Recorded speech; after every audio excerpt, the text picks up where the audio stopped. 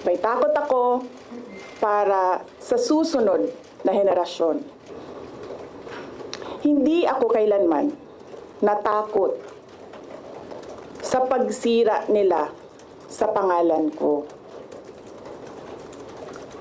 Ngunit, may takot ako para sa ating mga anak. May takot ako para sa susunod na henerasyon.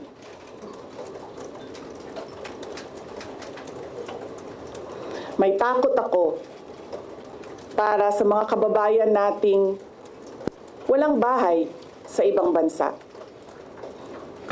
Walang pangalawang pasaporte. Walang ibang matatakbuhan kundi ang Pilipinas.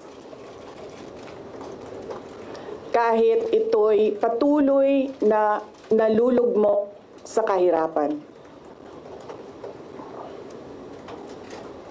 Na ako'y kahadlok, nga moabot ang adlaw na dawaton na lang nato ang kapobrehon isip kapalaran.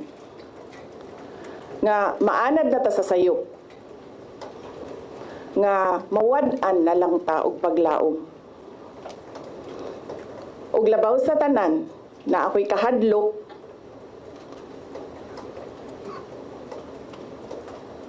nga moabot ang adlaw nga wala na tay Pilipinas nga ikahatag sa atong mga anak.